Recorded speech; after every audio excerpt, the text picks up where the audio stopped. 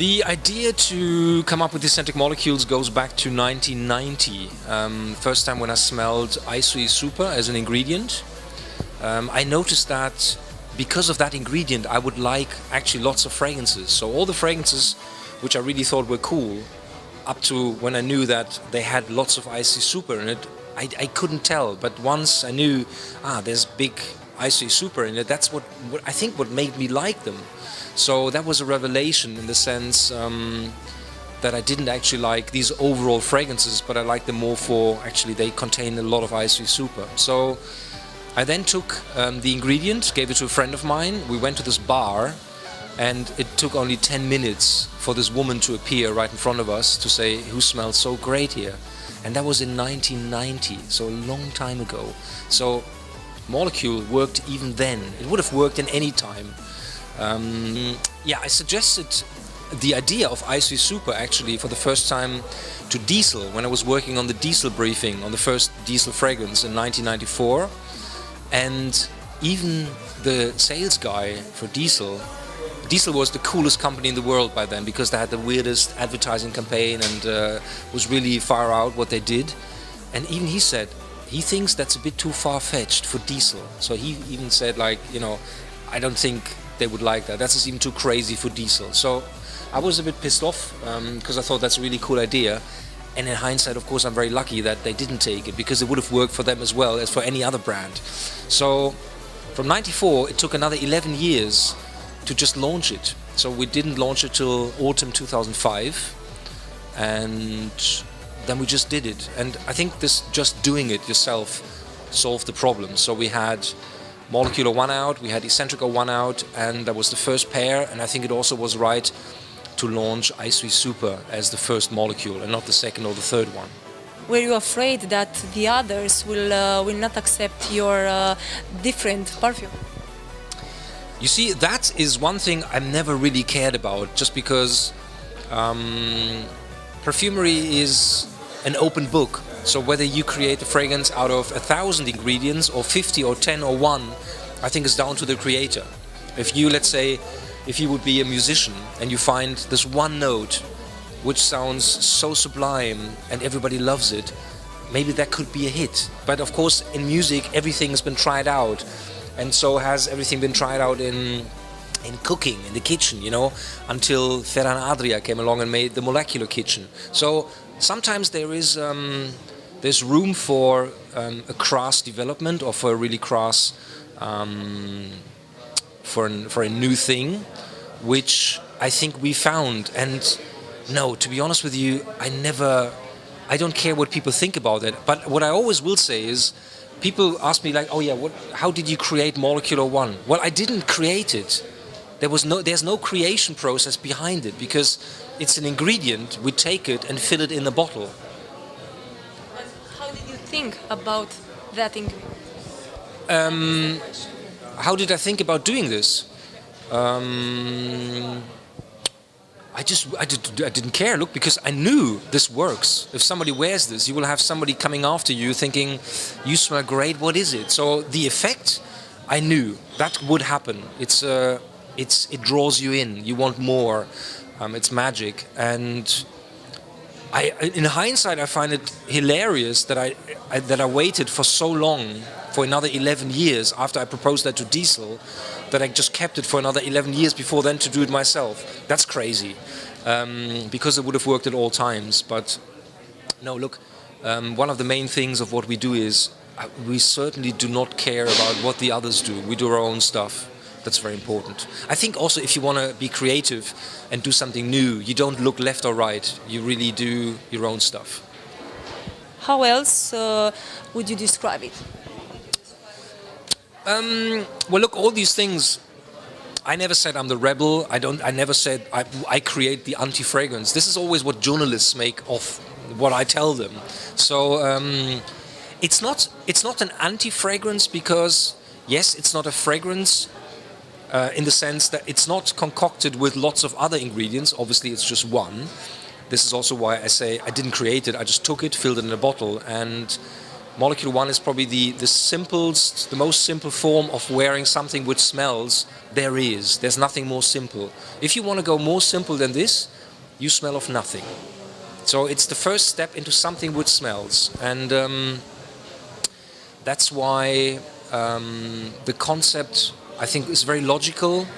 Molecule 1 was meant for the creatives and the artists and the freaks and the musicians, because none of my friends at the time was wearing perfume. They all said, I don't like it, it's too strong, too floral, too sweet, too fruity, too much. So, and I thought, that's a real shame, because, I have these great friends and I would want them to smell of something, but they wouldn't. And that's also where I came in and thought, okay, what if I give them something really simple, which smells great? And this is how the whole idea originally evolved. Everyone can wear this, regardless of sex, skin, age, country, race. We have people all over the world wearing this, and they all come back with the same thing. They say, I've met my husband through this, or I've met lots of people, or I met my new girlfriend, or I can't, I have every day 3 people chasing me on the street. So it's I think the effect works everywhere, for everyone. So this is why I can't give you the typical client of our firm. We have young people wearing it to people who are 80 and they swear on our perfume. So it's everyone, I think. So, would you call it science of seduction? You know what? As soon as whatever it is smells so good that you seduce people just by wearing something, you're walking on the street and you have somebody running after you, and they dare to say, excuse me, can I ask you, what are you wearing of? I mean, I have lots of friends in London. My friend Geza, she had three free cab rides because the cab driver said, if you tell me what you're wearing, you're driving for free. That's unheard of, so like people are dying to know what smells so good, and it's just one molecule. So seductive or not, if it smells good, it is seductive. If it doesn't smell good, it might be the most expensive perfume in the world. You can't seduce someone with that. So seduction can be actually very simple. What's next? Good question. We're doing more stuff. We're doing a new brand together with my friends Mark Buxton and Bertrand Duchefour, also 2 perfumers who you might have heard of. We're doing a new brand together, which is about to come out in, I think, February, most likely. And probably next year, Molecule 04 and Escentric 04. That's enough next. Until we've done that, I'm busy, and so. But I'm also working for other brands. So if you're a fashion designer or like a brand, you could come to me. You could ask me, hey, would you like to do a fragrance for us? So I'm doing this as well. So I'm working for several fashion designers right now, creating them their next fragrance. And but I'm also doing industrial stuff. So regular lifestyle brands or shampoos. I've just started working for a brand in Germany. They do very expensive shampoos, so I'm trying to persuade them that if they do expensive shampoos, they should also use expensive perfumes, for Christ's sake. So I'm doing lots of different things next to each other, and that keeps me busy. Look, if some niche brands become more and more commercial, I think that's just a sign of success. Because if even niche brands who don't have any marketing budget or like advertising campaign or TV or giving out samples, if they don't have that, but yet still become a success, that means that the one thing which is important manages itself to be traded into, well, somebody smells of something and they smell great and they get asked. So it's actually the fragrance itself which makes that success. Of course, with some niche brands you also have certain images they have created which people might find cool, so this is already enough for them to decide, I'm going to buy a fragrance of this brand because I find it cool. As where I would always say, don't look at all these brand stuff. Try and find out of all these hundreds of perfumes the one you really like and the one where you think really fits to you. Don't look at the names, that's not important. Same with everything. I mean, I'm not a big fan of images, but this world unfortunately is pretty much image driven, and therefore people almost have become blind for their own perception and their own taste and also their own self-esteem. You know, if you look great in this red dress, and maybe red is not the color of the season, but you like the dress, that should be enough to wear it. You know, not like, is it in the fashion now or not? I think that's the way I would see it. Oh, you mean when you look at all these perfumes in the market?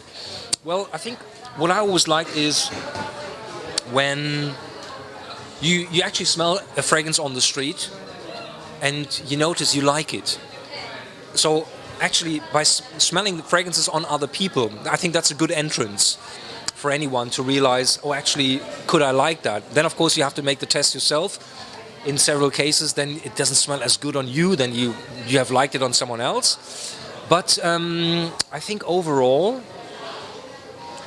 it's very hard to say how you can choose a fragrance or pick a fragrance, or I mean, smell loads. If you have 50, smelled 50, out of these 50 you will like 2 or 3. Okay, bring it down to 2 or 3. Then spray these 2 or 3 fragrances on a friend, watch it on a friend, whether you actually like it or not. Then finally have one here on yourself, and check it, and also show it to people, because some fragrances fit to your personality and some don't. So it's actually a long process to find the right product. Of course, if you buy a fragrance from us, you're always right. You know, nothing can go wrong. But no, it should take you a while to pick the right fragrance, because what I see is only what I see, but what's in here has much more to offer than what I see. So yes, of course, I mean, look,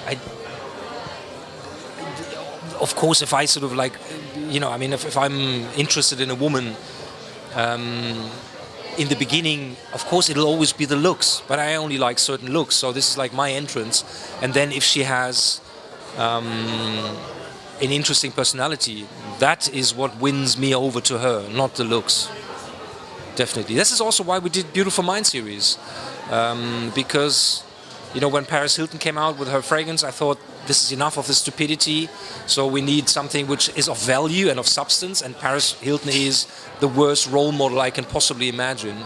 So I was trying to steer against the trend that, you know, somebody could just become a VIP. She's an idiot and she's done stupid things, and as I said, she's a terrible role model for any young, growing sort of like, for any teenager.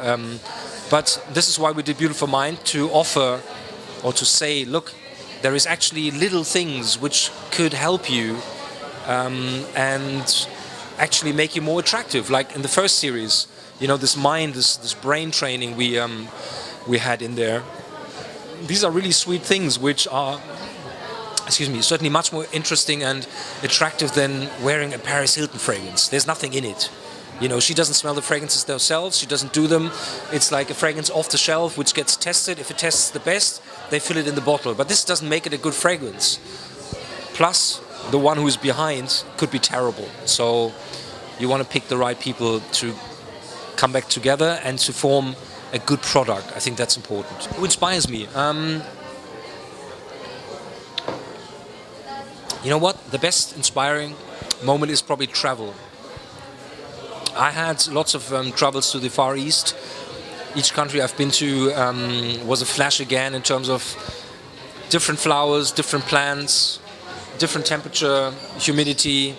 People look different, they wear different things, the food is different, what they drink is different. The whole surrounding, it's an overall sensual experience which is so different to the way I live in Germany, you will live in Romania, and somebody lives in Canada. So this is very inspiring. But an inspiration might come from the simple source of like a natural raw material, or like a chemical, or something I sort of smell even on the street, and I think I wrote right down what I like about it. So it's numerous. Sometimes it's just a color or a word or a sentence which I can translate, and another perfumer would make it completely different. But inspiration can be very varied, I'd say. My motto.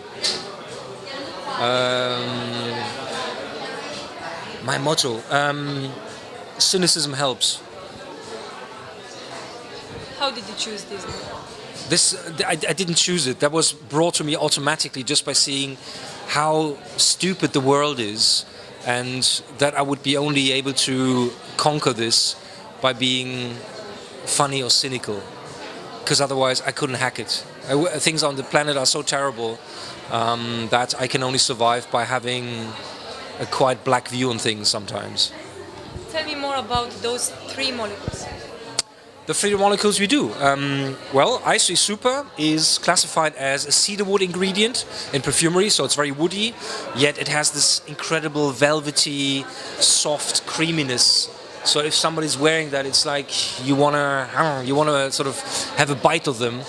Molecular 2, Ambroxan, is I think similarly sexy to Molecular 1. It's in the same area. They're both, I would describe both of them as woody. Yet Ambroxan obviously is an amber ingredient from the sperm whale, very warm, very mineral, very woody, so it's fresher than Molecular 1. Molecular 3, vetiver acetate, is the most intellectual smell we do, because you don't find a lot of people who really love it, but those who love it go crazy for it. So I felt, because the first two were woody ones, I thought, okay, we have to carry on. We just can't offer now like a floral or a sweet or like something fruity. That would look really stupid.